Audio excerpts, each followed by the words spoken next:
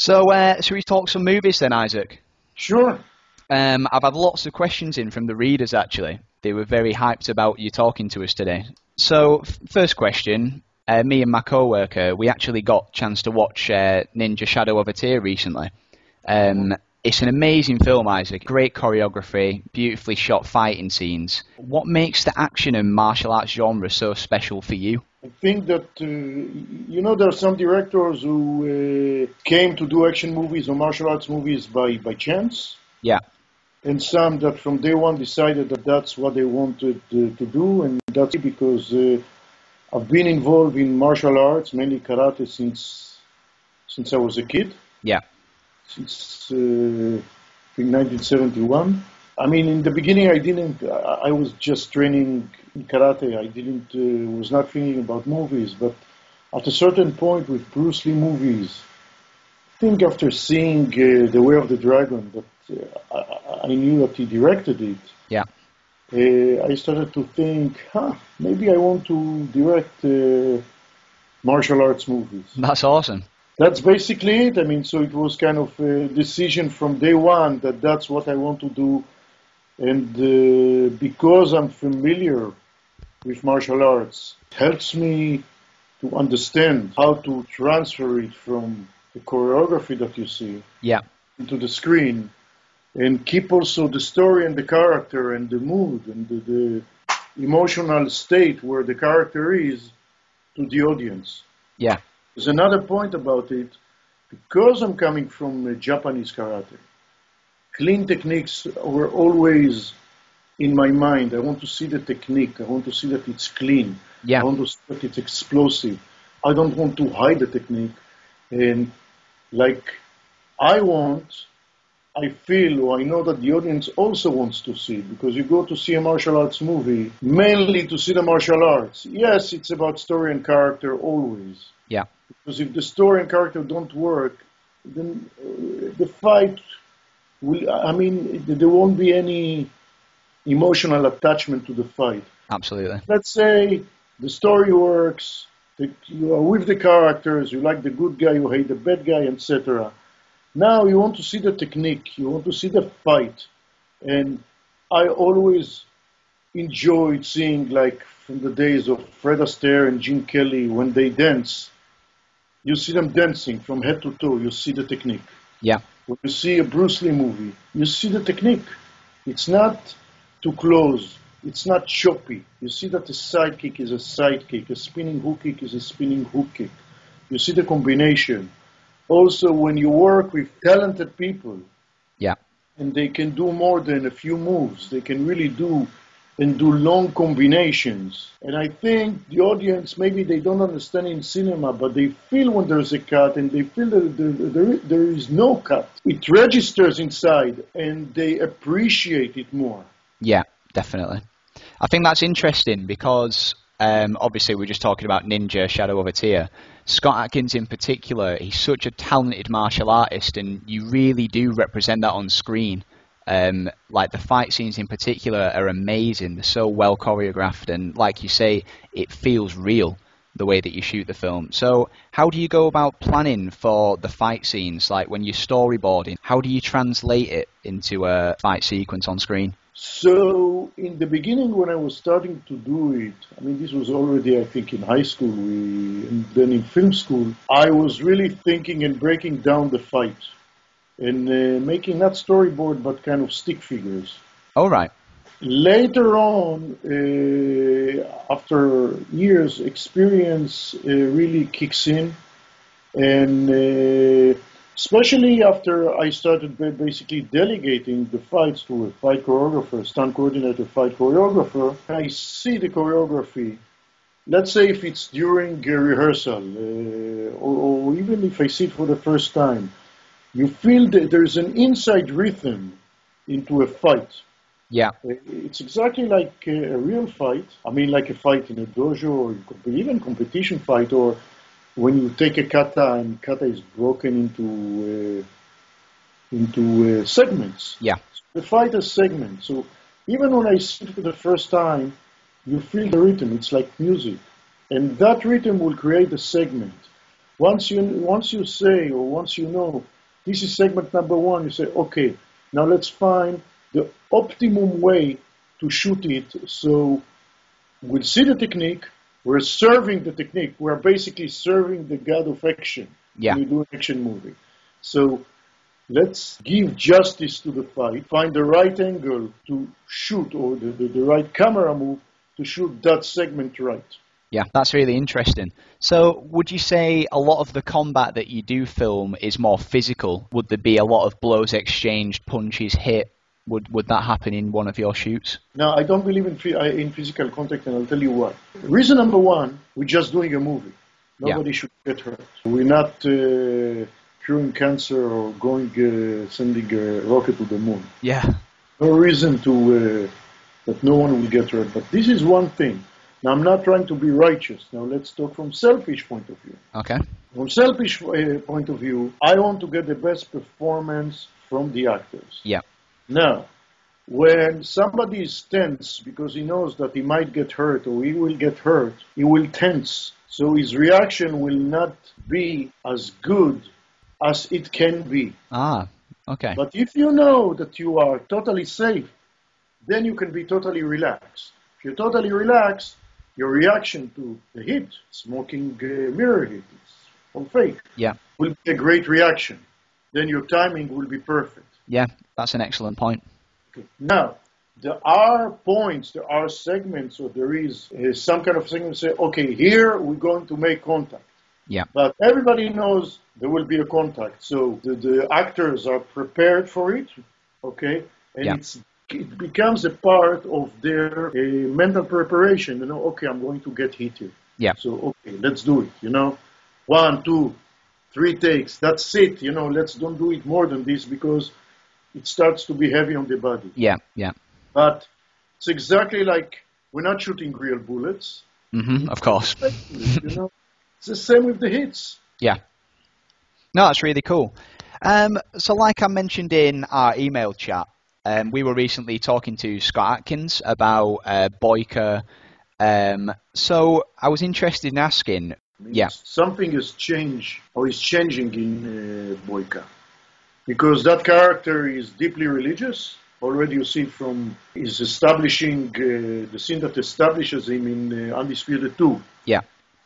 And in Undisputed 3 you see that, again, what motivates him is that the fact that he is truly religious. And basically this will continue to motivate him in the next chapter. Yeah, cool. That's interesting. We're big fans of the Boyka series, so we're really looking forward to seeing where that goes. Thank you. I like the character too, and so is Scott, you know. Yeah. So we finish Undisputed 2. Yeah.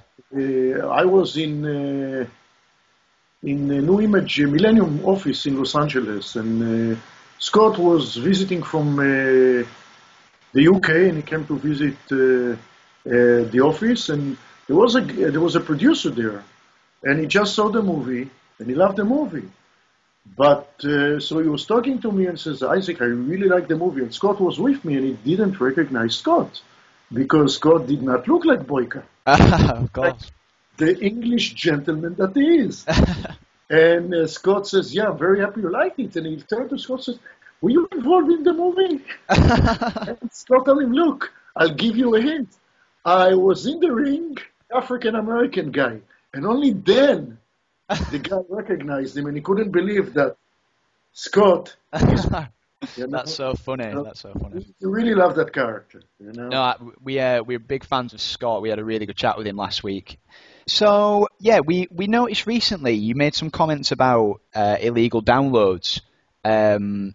So could you give us a short rundown on why they're particularly threatening to the action genre in particular? I think it's bad for all of the, I mean, for the movie industry itself. Yeah. But let's talk about our genre that we really like. So a movie costs money, and a company will do a movie only if they know that they will make a profit out of it. Yeah. We make an action movie because we love it. So They, or the company, makes a movie, any movie, if they know that they will at least cover it and make some profit. Yeah. The minute that the movie is being downloaded into the internet, you cannot, it's like a fire in a dry field, you cannot stop it. Yeah. And then it's human nature to say, why should I pay? I can see it for free. At that point, we all lose because people will watch the movie, will appreciate the movie, but the company will lose money. And we basically are sowing the same branch that we're sitting on, Yeah. And I see it. I see the pinch. We really feel it.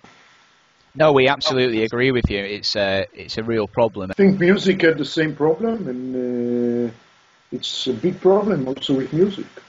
It is. It is. The accessibility of the downloads, obviously, it's the same for music. That's obviously the main problem. It's even easier for music because you download the song. Yeah. It's very short, Yeah, you're right. Okay, let's talk some more movies then. So you directed The Shepherd, obviously, in 2008, starring Jean-Claude Van Damme. What other action legends would you like to work with? I'd love to work with Donnie Yen. Oh, right. I enjoyed working with Dolph Lundgren, with Jean-Claude. I'd like to work also with Jason Statham. Interesting. Of course, the biggest dream is to work with Bruce Lee, the person that was the biggest inspiration, not only for me, but for a whole generation. Yeah. But it's an impossible dream. It is. We've noticed, again, when we were speaking to Scott the other week, his inspiration as well was Bruce Lee. So do you think he's a very iconic figure in your field, in the martial arts field? For me, he's more than iconic. It's him, and then there is all the rest. Because I remember seeing, the first time seeing Bruce Lee, that was around 1972, in Fists of Fury, on a big screen. That was not the first martial arts movies I saw. I mean, there was Billy Jack before, and it's okay. I mean, I started training by then, and then I remember when Five Fingers of Death came, and that was kind of the first Chinese movie I saw, and I didn't like it because it felt fake. I didn't like the technique. It was too violent. I didn't like those jumpings with the trampoline that you see them flying in the air. Yeah. And I said to myself, I don't want to see any Chinese martial arts movies anymore. Then Fists of Fury came. Yeah. It was called, I think in the States, that they call it the Chinese Connection, but it was Fists of Fury. Yeah. And I remember then in my dojo, my sensei recommended it, and other people that I knew highly recommended it. And I remember reading an article about Bruce Lee in Black Belt magazine. And I went to see it, and I remember saying it later to Shannon Lee, his daughter. But when I saw this movie, when I walked back home, I saw it in a matinee. I felt like I was walking on clouds. For the first time in my life, I knew what I wanted to do until really the rest of my life. I wanted to train in karate, martial arts. Yeah. And maybe doing movies, but this really came when I saw The Way of the Dragon, but it kind of set a direction for me because I never saw something like this in my life before. I mean, the charisma that he had, the techniques that he did. Now, these were techniques that you can go and just take them and try them in the dojo. It was not, they were not like too fancy or too crazy, but they were smart, they were sophisticated, they were explosive. Yeah.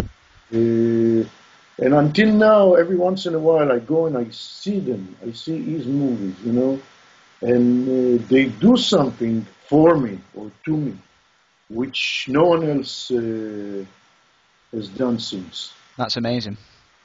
Right, let's stick on martial arts movies then. I'd like to ask you if you're a particular fan of Gareth Evans' The Raid and its sequel. Yeah, I didn't see The Raid 2 yet. Oh, really? When I just flew to Florida, it's very hard to find it in Florida. Yeah.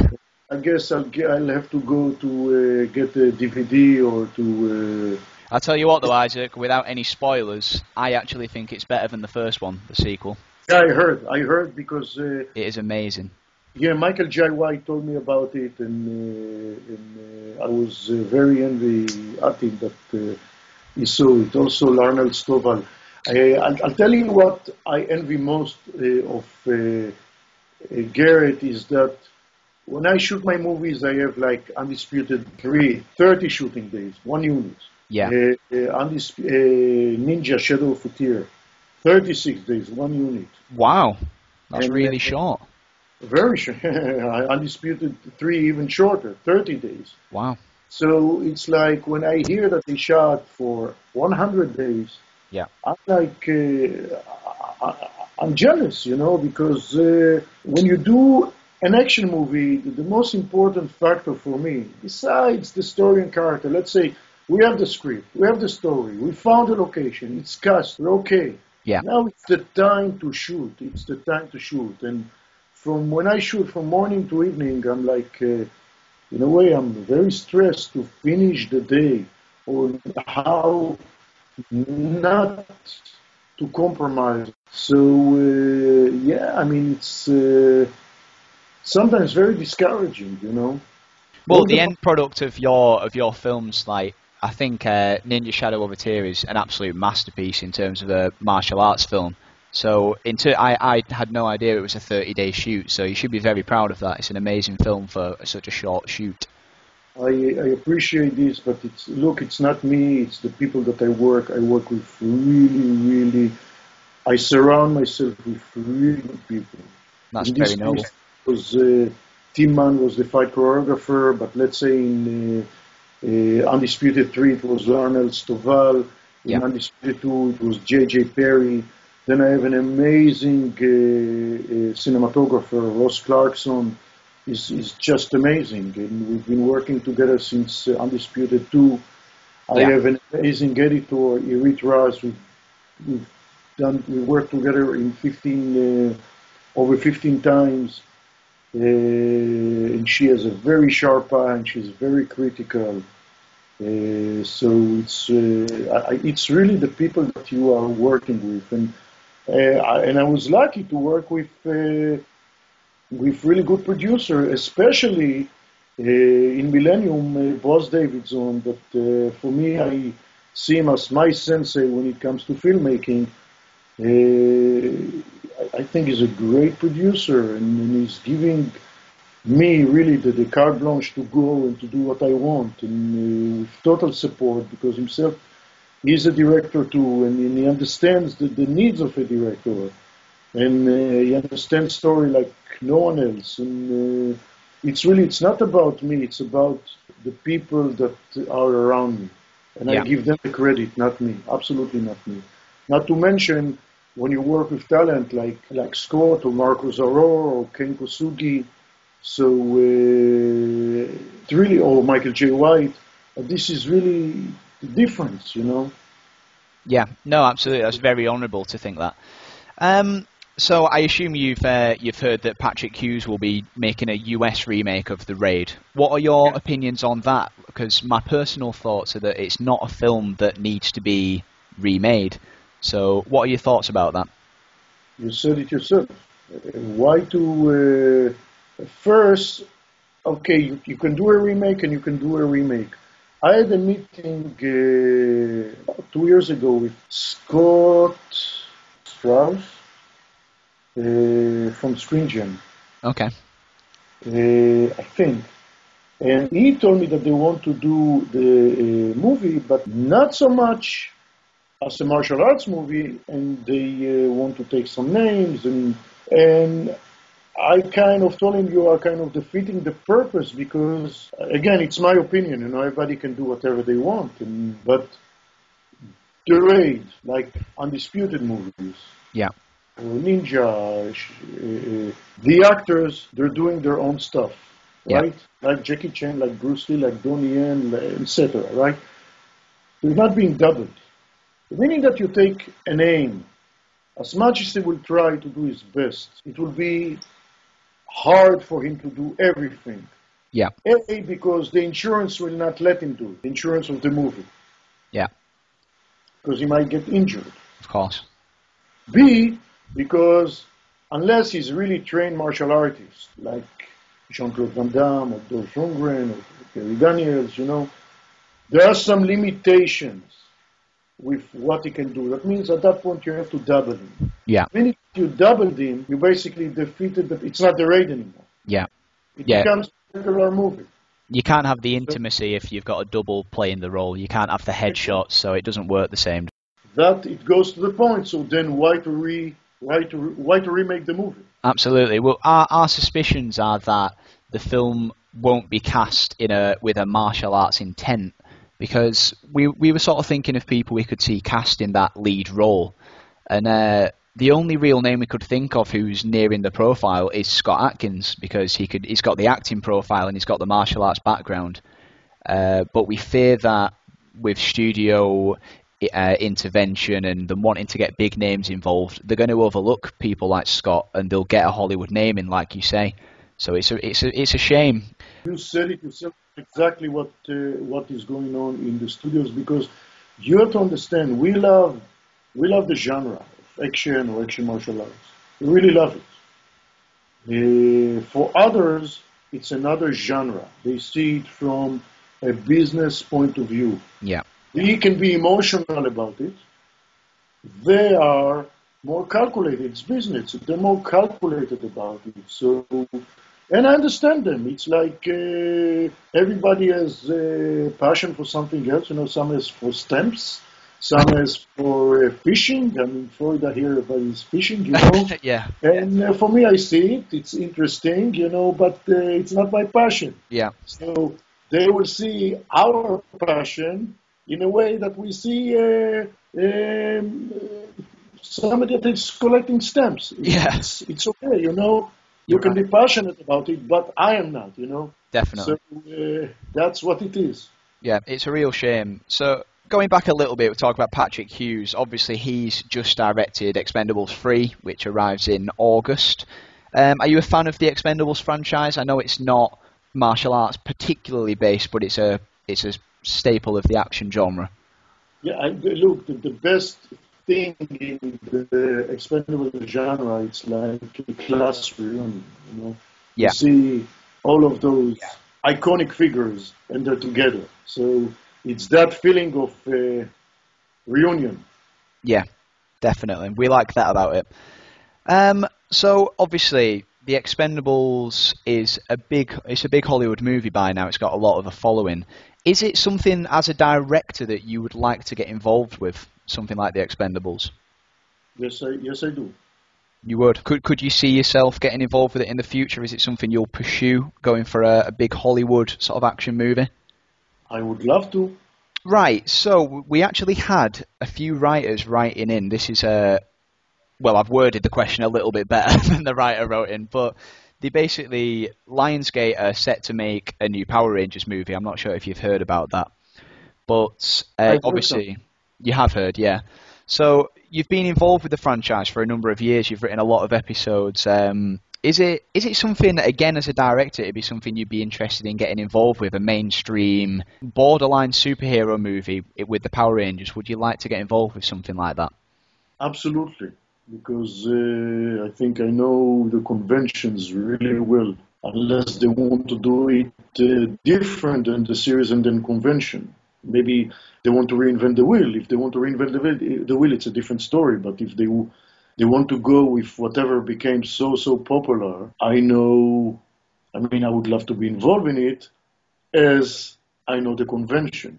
Yeah. Of course, when you do it as an half-an-hour show, with very quick shooting time and turnaround, you cut many corners, and sometimes you do it cheesy and hokey on purpose, because that's the show. The show is cheesy and hokey. Yeah. So remember, it's for 5-year-old kids. Yeah. So when you do a movie, it's a bit different. Mm-hmm. I actually used to be a big fan of the Power Rangers franchise when I was a younger boy. So yeah, it's cool to see that a movie is going to be made. Let's see what will be the result. What will be the results? Definitely. So what would you say the elements for a successful Power Rangers film would have to be? to make it a mainstream success? What would you say it has to involve? The elements are the same elements for each and every movie. It doesn't matter which genre. Story and character. Story and character. Doesn't matter if it's a musical, if it's a drama, if it's a horror movie, an action movie. It always goes back to story and character. Take any genre. Okay, let's talk about a musical that I really like, Singing in the Rain. Yep. Take the dance numbers out of it, you still have a very good movie. Yeah. Because the story and the character work. So add to it the genre requirements, which are song and dance. And you have a fantastic movie. Yeah. So it's the same with a good martial arts movie, a good horror movie, a good drama, a good comedy. Yeah. Story and character. Yeah, I think you're right. In terms of how the film should present itself within a genre, though, what do you expect it to do? Like, would they bring in a lot more martial arts and make it a martial arts movie with a sort of superhero twist, or do you think they'll make it very mainstream and, like I say, make them borderline superheroes because it's what's popular at the moment? I really don't know what. I have no idea what they're thinking. It's sometimes bizarre that once a project moves to other people, other executive, they have other thoughts that are sometimes opposing the reason why that show became really popular. Yeah. And it's kind of the desire to go and reinvent the wheel. And I always say, why to fix something that is not broken? Yeah, I agree. It's a similar case with The Raid, obviously, like we were talking a moment ago. Maybe they will surprise us and will do it with the right intent. Yeah. Or keeping the original intent. Tell you something. Doing a small movie, when you're doing what is called independent or low budget, or you call it the way you want to call it. Yeah. Usually, you have a lot of freedom to do what you think is right for the movie. Which, the minute that a movie becomes bigger, goes into a studio, etc., now, because there's a lot of money involved, and ego and prestige, then too many chefs sometimes go and start to spoil the broth. Exactly. Yeah. So, again, what I'm saying is very generalized. I mean, it's very, maybe it's wrong, but maybe there are some people that can do a big movie and can really do it and do it right with the right intent and nobody will bother them. Yeah. And vice versa, okay? I know, let's say that from my experience working for Millennium, they let you work. They give you the green light, they let you work, and they're there to really to support you. Yeah, they're a wonderful studio. Yes. You know, so that's a great experience. Yeah, absolutely. That concludes my questions, Isaac. I respected that you don't want to talk about future films too much, so I avoided as much of that as I could. Why? Because they will never happen. If I talk, they won't happen. No, I understand your superstition. That's the superstition I have. That's it. I'm not too superstitious myself, but I understand that one. I know why. I can't thank you enough for getting involved with this today. It's very nice of you. I know you're a very busy man going on holiday, so it's very nice of you to help me out. And have a great holiday. Thank you very much. Thank you. Thank you, Billy. Thank you, Isaac.